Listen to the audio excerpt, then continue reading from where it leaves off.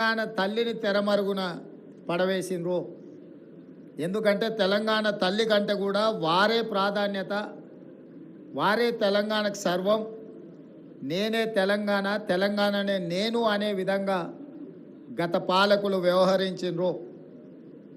ఆ విధానానికి కాంగ్రెస్ పార్టీ, ప్రజలెన్నుకున్న ప్రభుత్వం, ప్రజాపాలన ఆ పాత విధానాలకు విరుద్ధం ప్రగతి భవన్ పేరు మీద పెద్ద గడిని నిర్మించుకొని చుట్టూతా ముళ్ళ కంచెలు ఏర్పాటు చేసుకొని వందలాది మంది పోలీసుల పహారల మధ్యలో వారు భద్రంగా అక్కడ ఉండి తెలంగాణ ప్రజలకు ప్రవేశం లేదు అని నిషేధించిన ప్రగతి భవన్ను ప్రజాభవన్గా మార్చి జ్యోతిరావు పూలే భవన్గా ఈరోజు తెలంగాణ ప్రజలు ఏ సమస్యలు ఉన్నా స్వేచ్ఛగా లోపలికి వెళ్ళొచ్చు, అక్కడున్న ప్రజాప్రతినిధులకు, అధికారులకు విన్నవించవచ్చు, ఆ సమస్యల్ని పరిష్కరిస్తాము అని చెప్పి గడిగా మారిన ప్రజాభవన్ను ఈరోజు వాళ్ళు ప్రగతి భవన్ పేరు మీద ప్రజలకు దూరం చేస్తే, ప్రజాభవన్ పేరు మీద మన ప్రభుత్వం ప్రజలకు అందుబాటులోకి తీసుకొచ్చి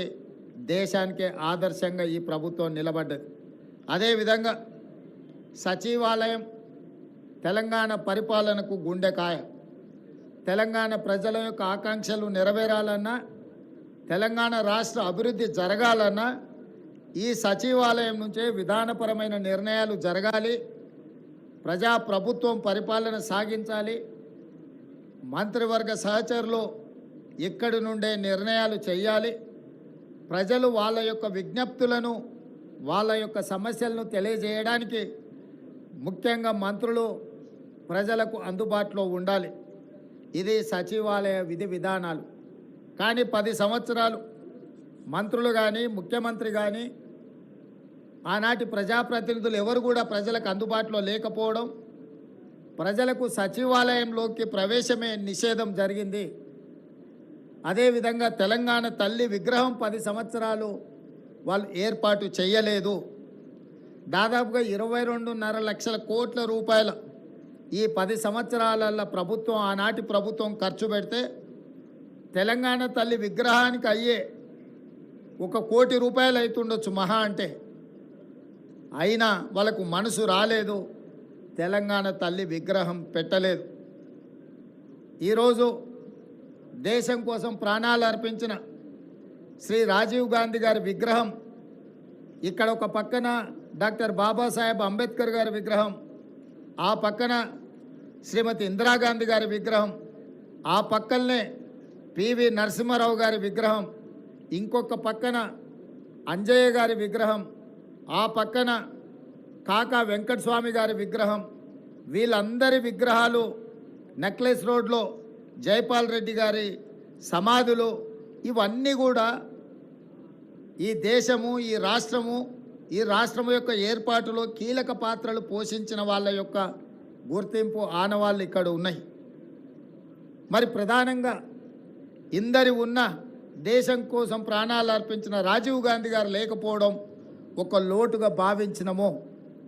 ఆ పక్కన అమరవీరుల స్తూపం తెలంగాణ కోసం అమరులైతే, సచివాలయానికి అమరవీరుల స్తూపానికి మధ్యలో దేశం కోసం అమరుడైన రాజీవ్ గాంధీ గారి విగ్రహం ఉండాలి. ఎందుకంటే మాజీ ప్రధానమంత్రి ఇందిరాగాంధీ గారి విగ్రహం, పివి నరసింహారావు గారి విగ్రహం, వారితో పాటు రాజీవ్ గాంధీ గారి విగ్రహం ఉండాలని మేధావుల సూచన మేరకు ముందలో ఉన్న పార్కు కొంతమంది వ్యక్తులు వాళ్ళ కోసం ఆ స్థలాన్ని పక్కన పెట్టి వాళ్ళకు కావాల్సినప్పుడు విగ్రహం పెట్టుకోవాలని ఆలోచన చేస్తే, దేశం కోసం ప్రాణాలు ఇచ్చిన రాజీవ్ గాంధీ గారి విగ్రహాన్ని మేము అక్కడ పెట్టడం జరిగింది. రాజీవ్ గాంధీ గారి విగ్రహాన్ని ఏర్పాటు చేయడానికి కూడా వివాదం చేసి దానికి తెలంగాణ తల్లి విగ్రహానికి ముడిపెట్టిండ్రు. నేను తెలంగాణ ఉద్యమకారులకు, అమరవీరుల కుటుంబాలకు, తెలంగాణ మేధావులకు విజ్ఞప్తి చేయదలుచుకున్నా, 10 సంవత్సరాలు మీరు ముఖ్యమంత్రిగా ప్రభుత్వంలో ఉన్నప్పుడు ఎక్కడే కానీ తెలంగాణ తల్లి విగ్రహాన్ని ఏర్పాటు చేయలేదు. అందుకే ఈరోజు కాదు, జూన్ 2 నాడే నేను చెప్పిన, సచివాలయం లోపల తెలంగాణ ప్రజలకు పరిపాలన గుండెకాయ అయిన సచివాలయంలో తెలంగాణ తల్లి విగ్రహ ప్రతిష్టను ఏర్పాటు చేస్తామని జూన్ 2 నాడు నేను అధికారికంగా ప్రకటించిన. ఈ విగ్రహం యొక్క నమూనాను JNTU fine arts college principal మన తెలంగాణ బిడ్డ వారికి ఈ నమూనాను తెలంగాణ ప్రజలు ఏం కోరుకుంటున్నారు, తెలంగాణ తల్లి అంటే దర్పం ఉండాలి, పోరాట పటిమ ఉండాలి, భవిష్యత్ తరాలకు స్ఫూర్తిగా ఉండాలి. నిజంగా మన కన్న తల్లిని చూస్తే మనకి ఎంత సంతోషాన్ని, ఎంత ఆత్మవిశ్వాసాన్ని పెంపొందిస్తుందో ఆ తెలంగాణ తల్లి కూడా ఆ విధంగా తెలంగాణ ప్రజలకు దగ్గరగా ఉండాలి. కొద్దిమంది దొరలకు గడీలలో ఉండే వాళ్ళ యొక్క ఆనవాళ్లతో తెలంగాణ తల్లి ఉండకూడదని ఒక నిర్దిష్టమైన అభిప్రాయంతో JNTU fine arts college principal గారికి మేము విజ్ఞప్తి చేయడం జరిగింది. అందుకే ఈరోజు అక్కడో ఇక్కడో ఎక్కడో కాకుండా తెలంగాణ ప్రజల గుండెకాయ అనే సచివాలయంలో తెలంగాణ తల్లి యొక్క విగ్రహాన్ని పెట్టాలి అని ఈ ప్రజాప్రభుత్వం నిర్ణయం తీసుకొని ఈరోజు శంకుస్థాపన కార్యక్రమాన్ని మనం ప్రారంభించుకున్నాము. డిసెంబర్ 9 మనం విగ్రహాన్ని ఆవిష్కరించుకోబోతున్నాం. డిసెంబర్ 9కున్న ప్రత్యేకత మీకు తెలుసు. కేంద్ర ప్రభుత్వం యూపీఏ చైర్పర్సన్ శ్రీమతి సోనియా గాంధీ గారి నాయకత్వంలో ప్రధానమంత్రి మన్మోహన్ సింగ్ గారు, అదేవిధంగా కేంద్ర హోంశాఖ మంత్రి చిదంబరం గారు తెలంగాణ రాష్ట్ర ఏర్పాటు ప్రక్రియ ప్రారంభమైంది అని డిసెంబర్ 9, 2009 నాడు వారు ప్రకటించడం జరిగింది. అదే తెలంగాణ రాష్ట్ర ఏర్పాటుకు పునాది రాయి, అదే ప్రారంభోత్సవం తెలంగాణ రాష్ట్ర ఏర్పాటుకు ప్రక్రియ మొదలైంది. అదేవిధంగా మన నాయకురాలు తెలంగాణ రాష్ట్రం ఇచ్చిన శ్రీమతి సోనియా గాంధీ గారి జన్మదినం కూడా డిసెంబర్ 9. కాబట్టి తెలంగాణ ప్రజలకు డిసెంబర్ 9 ఒక పండగ రోజు.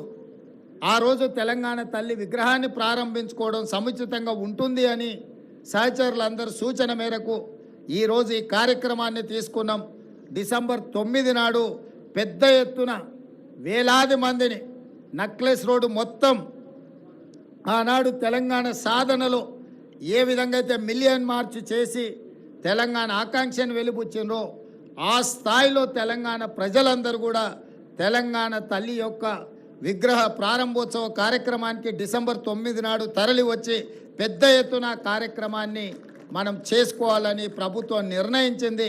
ఈరోజు సచివాలయంలో తెలంగాణ తల్లి యొక్క విగ్రహ ఏర్పాటు ప్రక్రియలో ప్రత్యక్షంగా పాల్గొనడము నాకు నిజంగా అదృష్టంగా భావిస్తున్నాను. నేను ఈ అవకాశం చాలా అరుదు, ఎప్పుడో ఒకసారి ఎవరికో ఒకరికి ఇట్లాంటి అవకాశం వస్తుంది. ఈ అవకాశం నాకు రావడం, నా మంత్రివర్గ సహచరులు పెద్దలందరూ ఈ కార్యక్రమంలో నన్ను ముఖ్య అతిథిగా పిలవడం, ఈ కార్యక్రమాన్ని వేద పండితుల సమక్షంలో ఈ కార్యక్రమాన్ని చేసుకోవడం చాలా సంతోషం.